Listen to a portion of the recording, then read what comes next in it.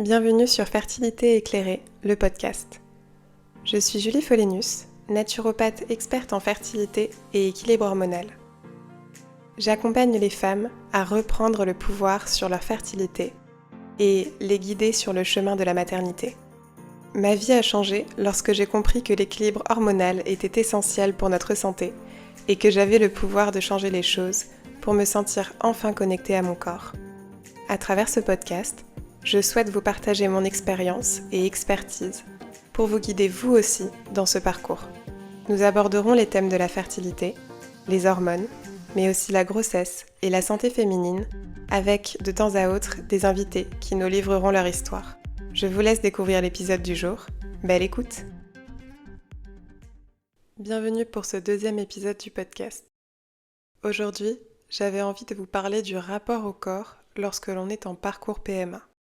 Alors je ne mets pas de côté les femmes traversant l'infertilité en essai bébé naturel ou celles qui viennent tout juste de débuter le projet, car je sais à quel point nous pouvons toutes avoir un rapport à notre corps plus ou moins difficile. Si je voulais vous parler spécifiquement de la PMA, donc du parcours médicalement assisté, ou AMP d'ailleurs comme il s'appelle aujourd'hui, c'est parce que j'ai échangé récemment avec une de mes consultantes m'ayant dit ces mots. J'ai l'impression que mon corps ne m'appartient pas. Tout est planifié par les médecins, tous les examens, les rapports. Je me sens complètement déconnectée de lui et c'est pas quelque chose d'agréable. Alors lorsque j'ai entendu ces mots, je n'ai pas essayé de minimiser ce qu'elle ressentait. Je lui ai fait comprendre que cela était totalement normal, que la PMA n'avait rien de naturel entre guillemets et qu'il n'était pas étonnant de se sentir dépossédé de son corps dans ces moments-là. Notre corps est la seule personne, entre guillemets, si je puis dire, avec laquelle on reste tout le long de notre vie. Et en tant que femme, nous subissons déjà assez d'injonctions de la part de la société pour avoir un rapport plus ou moins complexe avec celui-ci. Comme par exemple être mince, devoir s'apprêter, devoir porter des talons, etc., etc.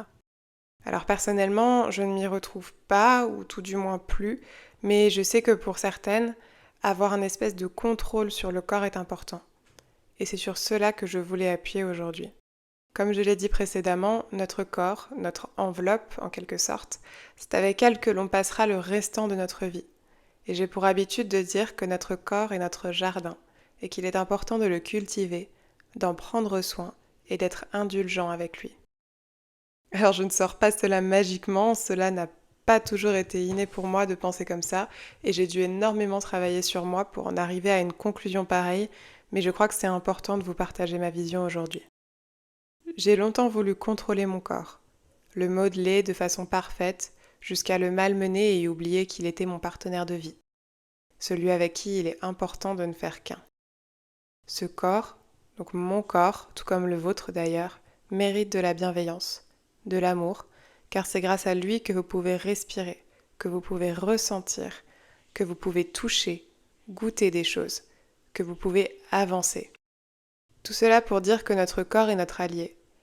Tout cela pour dire que notre corps est notre allié et qu'il est parfois facile de l'oublier, surtout lorsqu'il ne nous donne pas ce que l'on désire le plus.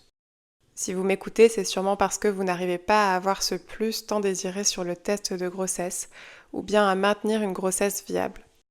Et lorsque cela arrive, vous êtes beaucoup à me dire que vous n'aimez pas votre corps. Une sorte de guerre entre lui et vous débute. Et c'est totalement ok si vous vous sentez ainsi. Vous avez le droit de ressentir cela.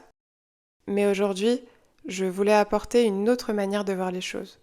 Vous montrer qu'il était possible d'avoir une autre vision sur son rapport au corps. Peut-être que celle-ci vous aidera ou pas, mais si mes mots peuvent vous apporter un peu de réconfort, alors pour moi j'ai tout gagné. Un des premiers modules de mon programme Petite Graine, donc c'est un programme en ligne qui vous permet d'optimiser votre fertilité, que vous soyez en parcours PMA ou non d'ailleurs. Je vous mettrai le lien dans la description de l'épisode si jamais cela vous intéresse. Donc ce premier module, un des premiers modules, se nomme Reconnexion au corps.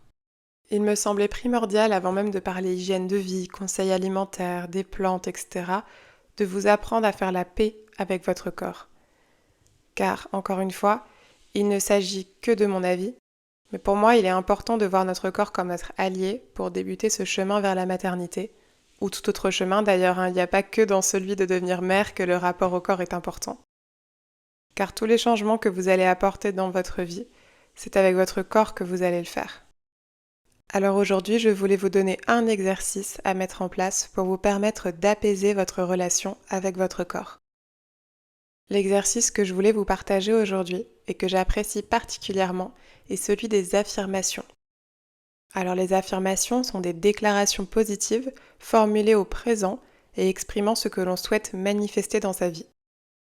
L'idée c'est de visualiser et d'exprimer ces aspirations comme si elles étaient déjà réalisées. Les affirmations influent sur notre état d'esprit et celui-ci a un impact sur nos états physiques et émotionnels. En intégrant des pensées positives au quotidien, on peut créer un changement significatif dans notre perception et notre expérience de la vie. Mais alors pourquoi les utiliser dans un parcours fertilité ? Parce que lorsque l'on prend conscience que notre façon de penser a une incidence sur notre état émotionnel et physique, on réalise que la manière dont on se parle à soi-même peut influencer la période de conception. En créant un espace intérieur doux et positif, on va favoriser sa fertilité et sa féminité. Alors comment pratiquer l'exercice ? Voici quelques règles du coup à respecter avant de se lancer. La première, c'est que les affirmations doivent être écrites au présent. La deuxième, c'est que les affirmations doivent être toujours positives. Et la troisième, c'est que les affirmations peuvent ou non être en lien avec votre fertilité. Si vous manquez d'idées, voici quelques exemples. Mon corps est mon cocon. Il me permet d'avancer. Mon corps est prêt à accueillir la vie. Ou encore, je suis en paix avec mon corps. Vous pouvez les écrire, les dessiner ou juste les dire à voix haute, ces affirmations, c'est vous qui voyez. L'idée est de se les répéter le plus souvent possible pour que votre cerveau en prenne conscience. Alors je ne dis pas que cela est magique, mais c'est un premier pas pour se reconnecter à son corps et faire la paix avec celui-ci. Donc je vous invite vraiment à essayer cet exercice et n'hésitez pas à me dire dans les commentaires du podcast ce que vous en avez pensé et si celui-ci vous aura fait du bien. Bien sûr, il existe plein d'autres manières de se sentir plus connecté à son corps en parcours PMA ou en projet bébé naturel d'ailleurs.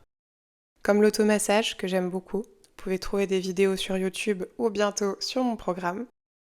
Les méditations, il y en a plein. D'ailleurs, dans le programme aussi, il y a une méditation reconnexion à son corps qui est beaucoup appréciée, mais vous pouvez aussi en trouver sur YouTube sans aucun problème.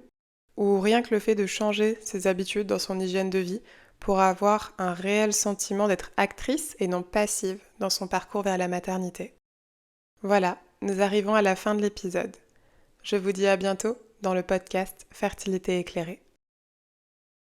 Merci d'avoir écouté ce podcast. S'il vous a plu, n'hésitez pas à le liker ou à mettre un commentaire sous votre plateforme d'écoute. Vous pouvez également m'aider à faire connaître le podcast en me taguant sur Instagram @fertilité.éclairée sans les accents. À bientôt pour un prochain épisode du podcast Fertilité éclairée.